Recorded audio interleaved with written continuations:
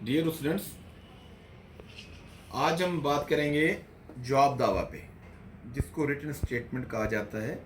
और उसको जो है रिटन स्टेटमेंट को दाखिल किया जाता है under order 8 rule 1 CPC. Job दावा का मतलब ये होता है कि जो प्लेंट दाखिल हो चुकी है उसका जवाब देना। अब उसके मेन पोर्शंस में आ जाती है पहली बात, ऊपर वही कोर्ट जिस कोर्ट से प्लेंट आपको मिली है, फिर पार्टीज के नाम, और उसके बाद जनाब आली आपने पैरावाइज उसका जवाब देना होता है प्लेंट का, कि जैसे जनाब ये प्रॉपर्टी है, ये फलानी जगह पे है। अगर आप कहते हैं जी है तो आपने लिख देना है कि जी it is incorrect to suggest कि जनाब ये प्रॉपर्टी जो है वाकई एडमिट करते हैं आप इन कंटेंट्स पैरा के को, जितने भी हैं कंटेंट्स पैरा को आप एडमिट कर रहे हैं।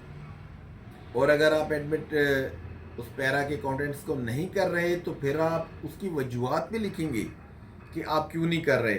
इस तरह से आप पैरा नंबर 2 पे आएंगे कि जनाब अली ये जो भी पैरा के कंटेंट्स हैं मैं इनको एडमिट करता हूँ, और जनाब अली अगर आप उसको एडमिट नहीं करते हैं तो आप उसकी वजूहत बयान करेंगे कि आप क्यों नहीं एडमिट कर रहे।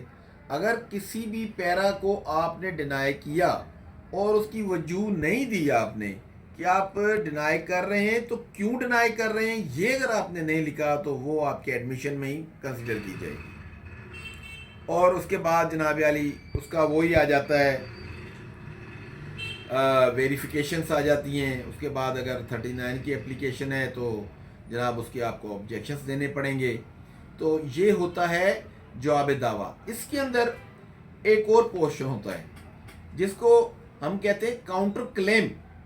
अगर फिर आपका अगर कोई काउंटर क्लेम है प्लेंटिफ के अगेंस्ट तो उसके लिए आप अलग से अपनी एडिशनल प्ली उसके अंदर आप डाल सकते हैं कि जनाब मेरी एडिशनल प्ली ये है कि मेरा ये प्लेंटिफ के ऊपर दावा है कि जनाब इसने मैंने इसको नोटिस किया था कि जनाब चलें एक स्पेसिफिक परफॉर्मेंस की अगर प्लेट आ जाती है उसका आपने रिटन स्टेटमेंट बनानी है।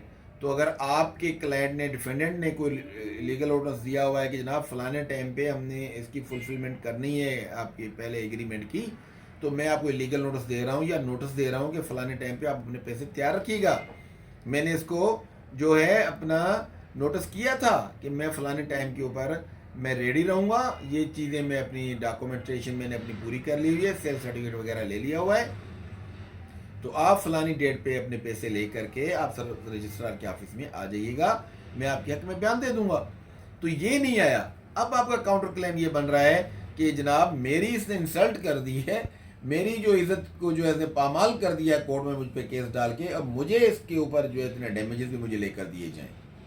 या इसके अलावा अगर कोई कॉन्ट्रैक्ट के अंदर कोई चीज़ लिखी हुई है कि अगर कोई जनाब अली टर्म एंड कंडीशन को वायोलेट करेगा, फिर चाहे वो प्लेंटिफ है या डिफेंडेंट है, अब बतौर डिफेंडेंट आप कह रहे हैं कि प्लेंटिफ ने वायोलेशन की है तो उसके ऊपर इतना जुर्माना होगा और एग्रीमेंट कैंसिल करार दिया जाएगा, वो आप अपनी एडिशनल प्ली में मेंशन कर सकते हैं। तो ये एक एडिशनल प्ली की भी पैरा होती है। इसके this respect if any question or query have any student or junior advocate, he can contact me freely without any hesitation. Thank you very much.